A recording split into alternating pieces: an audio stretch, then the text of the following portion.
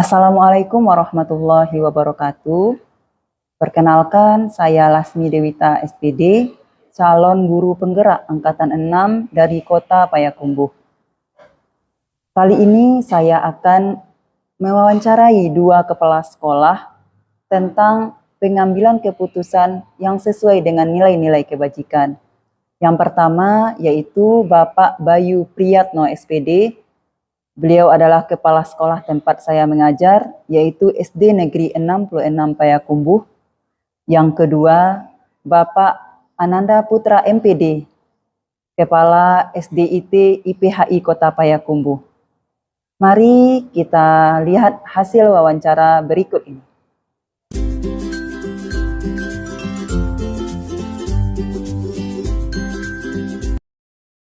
Selamat pagi Pak Bayu. Selamat pagi Bu Ami.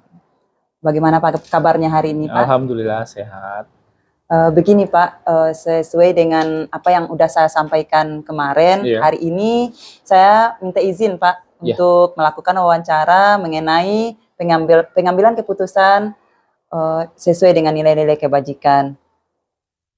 Selama Bapak menjabat sebagai kepala sekolah, tentu ada kasus-kasus, kasus-kasus yang Bapak hadapi. Yang ingin saya tanyakan di sini, bagaimana Bapak mengidentifikasi kasus-kasus tersebut itu dilema etika atau bujukan moral? Terkait dengan kasus-kasus yang ada di sekolah ataupun kasus yang berhubungan dengan kondisi anak atau kondisi guru di sekolah, terkait dengan kasus dilema etika atau bujukan moral, untuk mengidentifikasi ini, saya terlebih dahulu mengetahui mana yang kategorinya itu dilema etika dan mana kategorinya itu yang merupakan bujukan moral. Kira-kira seperti itu ya Bu Am? Iya. Selama ini bagaimana Bapak menjalankan pengambilan keputusan di sekolah, terutama untuk kasus-kasus yang sama-sama benar atau sama-sama mengandung nilai kebajikan? Oke. Terkait dengan kasus dilema etika, yang mana dilema etika ini kan kasusnya, semua kasus ini ada kebaikannya ke sekolah. Nah, di sini saya cenderung melihat mana yang merupakan prioritas sekolah. Ya, mana yang prioritas sekolah itu yang lebih saya dahulukan. Nah, nanti kalau di saat proses itu berlangsung, ada yang lainnya yang memungkinkan untuk dilanjutkan kembali, saya mengambil putusan berikutnya setelah kasus ini saya selesaikan. Nah, ya, begitu ya Pak. Terus tentu ada prosedur dan langkah-langkah yang Bapak ambil dalam melakukan penyelesaian masalah yang Bapak hadapi. Bisa disebutkan Pak prosedur atau langkah-langkah dalam menangani masalah yang Bapak hadapi? Oke, terkait dengan masalah-masalah yang ada di sekolah, yang dilema etika ini, saya cenderung melihat terlebih dahulu permasalahan itu di mana. Saya amati. Kemudian setelah saya amati, saya kumpulkan fakta-fakta yang ada di lapangan. Kemudian saya musyawarahkan dengan semua warga sekolah, khususnya nanti yang bermasalah di dilema etika ini. Nah, kemudian baru saya putuskan dan saya refleksi, saya ambil kesimpulan dari masalah yang saya hadapi itu. Ya, baiklah Pak. Tentu dari langkah-langkah tersebut tentu ada hal yang paling efektif yang selama ini Bapak lakukan dalam pengambilan keputusan pada kasus-kasus dilema etika. Coba sebutkan Pak hal efektif apa yang Bapak anggap efektif dalam pengambilan keputusan dalam kasus-kasus dilema etika ini. Baik Bu Ami, di dalam dilema etika ini memang memutuskan suatu permasalahan dilema etika memang sangat berat sekali bagi saya. Namun saya harus memutuskan itu dengan tepat dan cermat supaya permasalahan ini tidak berlarut. Yang efektif sekali yang saya lakukan adalah dalam menyelesaikan masalah ini, yaitu melakukan atau mengumpulkan fakta-fakta yang saya temukan di dalam masalah ini, kemudian saya selesaikan secepat mungkin dengan yang bersangkutan. Ya. Berarti dengan untuk kepentingan orang banyak lah ya Pak ya, untuk kepentingan orang banyak. Selama ini Tantangan, pasti ada Iya, tantangan ya Pak betul, ya. iya. Setiap ada kasus atau dilema pasti ada tantangan. Tantangan apa yang pernah Bapak hadapi dalam menangani kasus-kasus dilema etika ini? Oke, baik. Terkait dengan kendala saya menyelesaikan kasus dilema etika ini, itu pada dasarnya di lapangan itu terjadi di saat musyawarah. Kenapa terjadi saat musyawarah? Karena kebetulan di sekolah ini ada sekitar 20 orang pegawai. Itu tidak sama pemikirannya terkait dengan masalah dilema etika ini. Namun dengan kondisi ini saya tidak larut dengan itu, saya bisa putuskan bahwasanya keputusan bersama saya ambil di saat yang diputuskan itu tepat terhadap kasus yang dihadapi.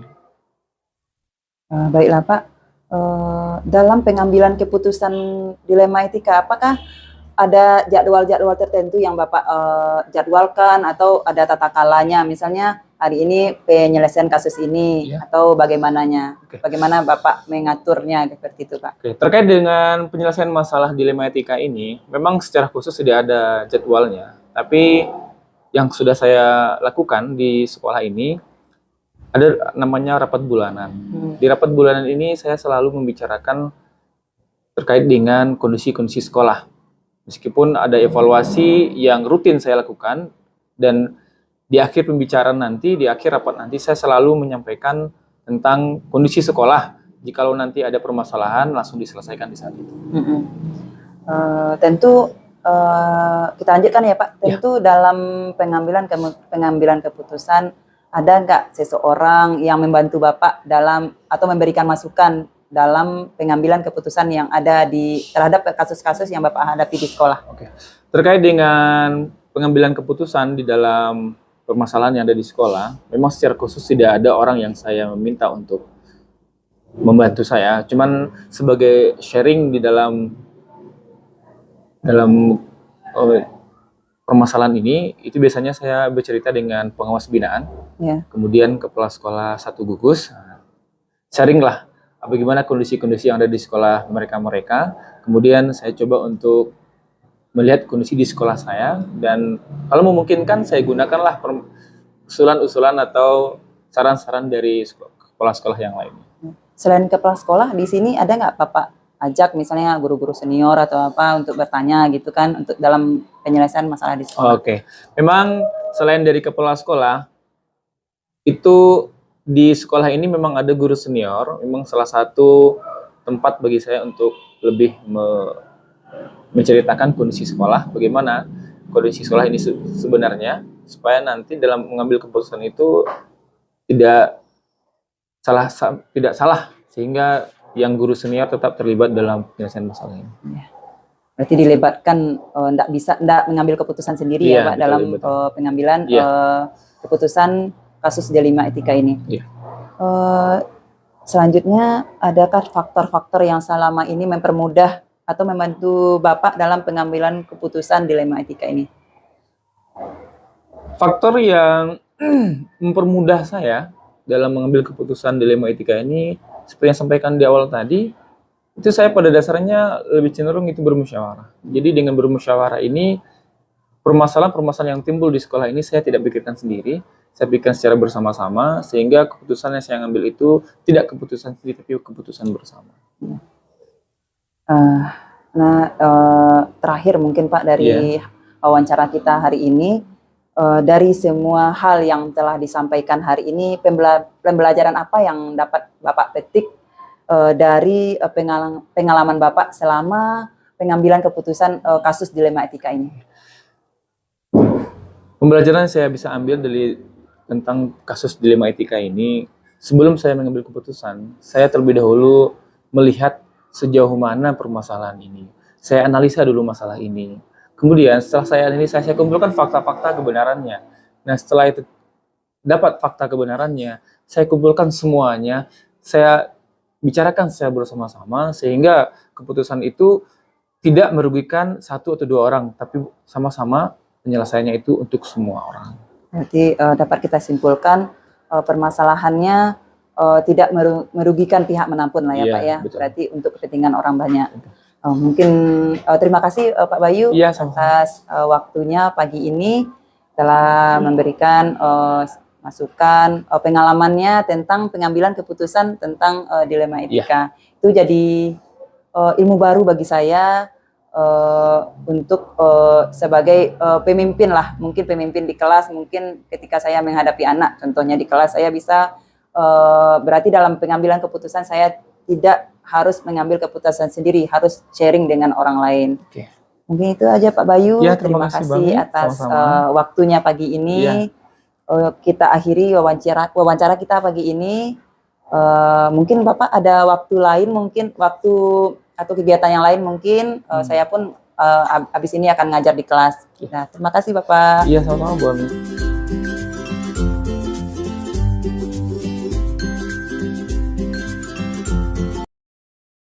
Selamat siang Pak Nanda. Siang Bu Rahmi.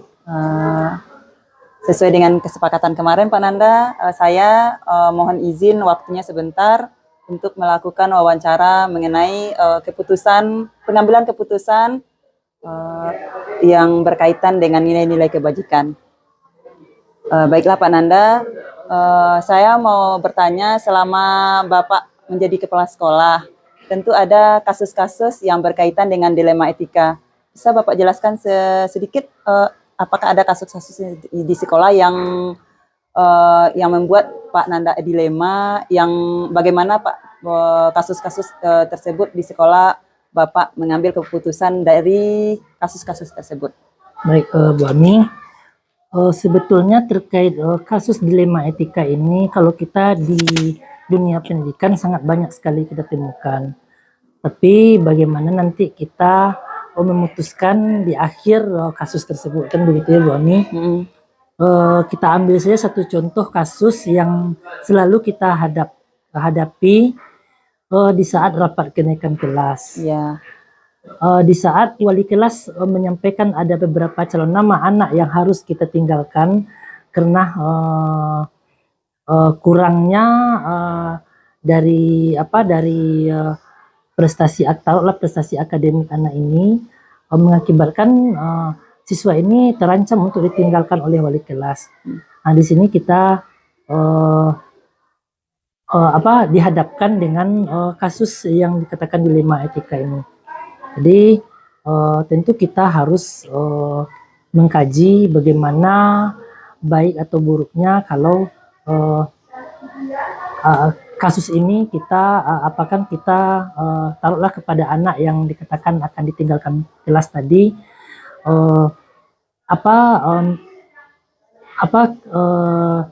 plus minusnya kalau anak ini ditinggalkan, apa plus minusnya kalau anak ini dinaikkan. Nah, seperti itu. Ini salah satu contoh kasus yang selalu kita temukan di sekolah. Ya, baiklah Pak Nanda, menarik ya, kasus yang setiap hari ya, bukan setiap kenaikan kelas pasti selalu kita hadapi gitu ya Pak Nanda ya. Terus dari kasus yang kita hadapi, bagaimana Pak Nanda membedakan atau mengidentifikasi bahwa kasus itu ini dilema etika, ini bujukan moral, bagaimana tuh Pak Nanda? Ya, tentu kita terlebih dahulu mengumpulkan fakta-fakta yang terjadi sepanjang hari terkait suatu kasus itu. Terus kita lihat siapa audien kita yang akan kita kaji tersebut. Setelah itu kita menganalisis terkait kasus tersebut. Bagaimana nanti kita analisis sedetail-detailnya sehingga nanti di saat kita mencarikan solusinya atau mencarikan alternatifnya, tentu memberikan yang terbaik. Dan yang terakhir kita pasti akan membuat keputusan dari satu kasus tersebut. Nah, setelah kita mengambil keputusan, tentu kita refleksi lagi kasus tersebut. Kita kaji ulang lagi kasus tersebut. Ya, baiklah Pak Nanda.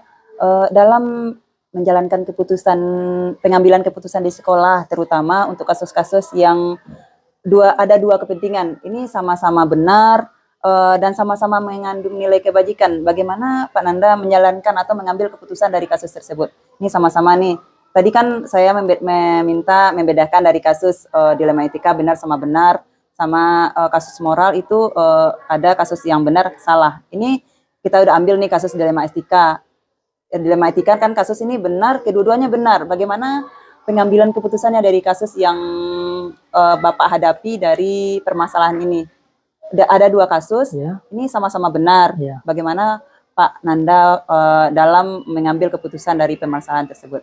Tentu kita kembali mengkaji dari kedua kasus ini mana yang akan kita tempuh, keduanya kita pelajari, dan keduanya pasti mempunyai konsekuensi. Tentu kita mengambil keputusan yang konsekuensi minusnya paling sedikit dari kedua kasus ini. Tentu itulah yang akan kita tempuh atau kita ambil. Berarti kita berpedoman ke demi kebaikan orang banyak. Ya. Terus dari pengambilan keputusan itu tentu ada langkah-langkah dan prosedur yang akan Bapak ambil dalam pengambilan keputusan. Coba ceritakan sedikit Pak Nanda langkah-langkah atau prosedur yang Bapak ambil dalam pengambilan keputusan ini. Yang seperti yang saya katakan tadi, yang pertama tentu kita mengumpulkan bukti-bukti atau fakta-fakta terkait satu kasus tersebut. Setelah fakta-fakta dan bukti-bukti kita temukan, kita mengkaji atau menentukan siapa yang harus kita libatkan untuk mengambil satu masalah ini. Apakah satu masalah ini bisa kita pecahkan secara sendiri atau kita harus melibatkan orang lain. Selanjutnya kita menganalisis kebenaran suatu permasalahan ini. Kalau sudah ada titik terang dari suatu permasalahan ini, tentu kita akan mencarikan alternatif penyelesaian masalah itu. Kalau sudah ada alternatif atau penyelesaian satu masalah tersebut, baru kita ambil satu keputusan. Ya, kan banyak nih ya Pak Nanda, tadi langkah-langkahnya banyak Pak Nanda sebutkan. Terus dari langkah-langkah pengambilan keputusan tersebut, yang Bapak rasa paling efektif apa? Triknya yang paling efektif Pak Nanda lakukan dalam pengambilan keputusan ini? Menurut saya yang paling efektif ini kita kalau menurut saya sebagai kepala sekolah langkahnya itu efektif atau tidak tergantung besar kecilnya satu masalah. Kalau taruhlah masalah ini agak besar dan harus melibatkan banyak orang, tentu kita akan mengkajinya dengan beberapa pihak. Taruhlah seperti di sekolah kita ini kita mempunyai wakil kepala sekolah, tentu kita akan mengkaji masalah ini dengan wakil-wakil kepala sekolah, dan setelah itu baru bisa kita memberikan satu keputusan. Menarik sekali ya Pak Nanda ya.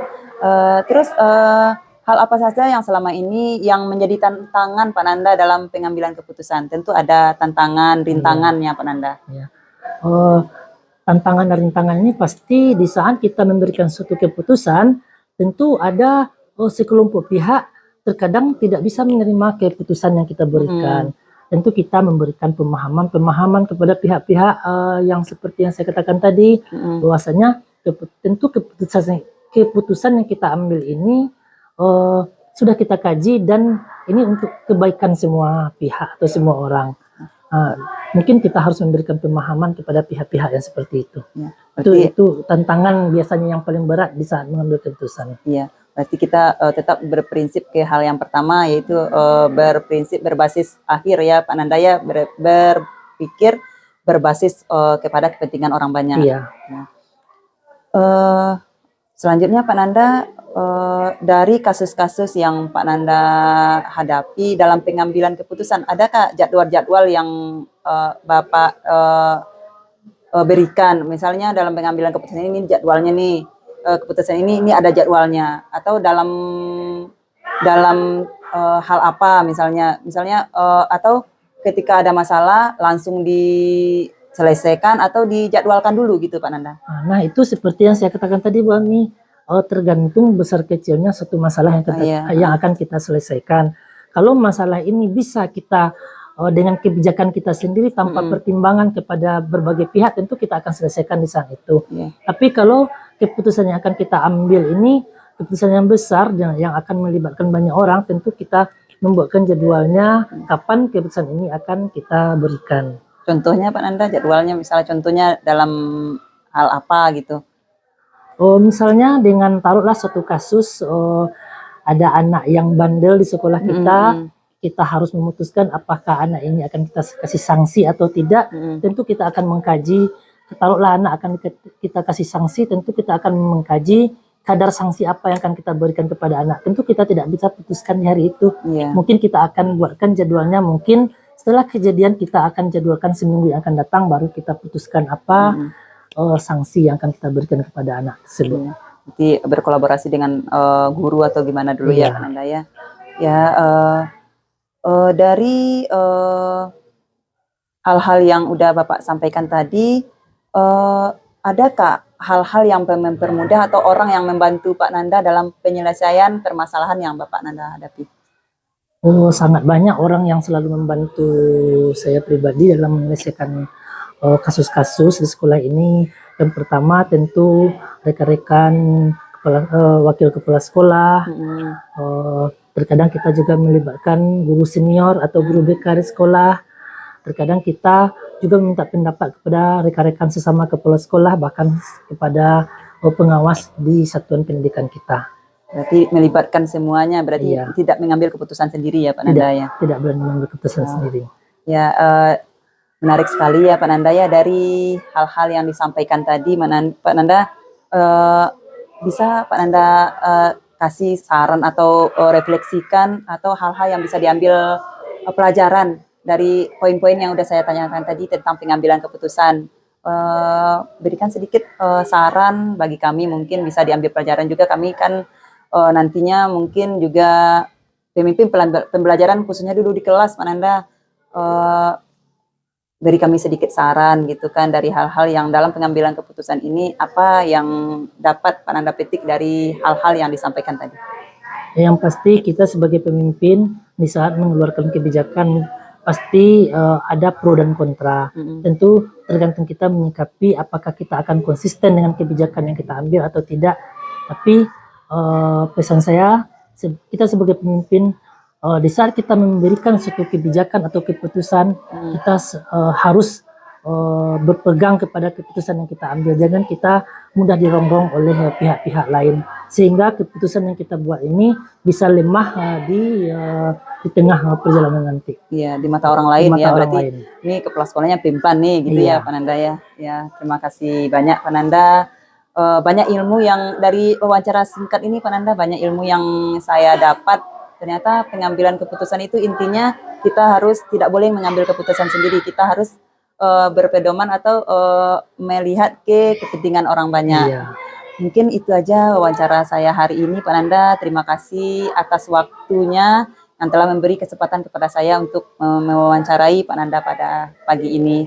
Mungkin Pak Nanda mungkin ada kegiatan lain setelah ini. Terima kasih atas waktunya Pak Nanda. Mungkin untuk wawancara hari ini cukup sekian. Saya akhiri dengan Assalamualaikum warahmatullahi wabarakatuh. Waalaikumsalam warahmatullahi wabarakatuh. Ya, terima kasih Pak Nanda.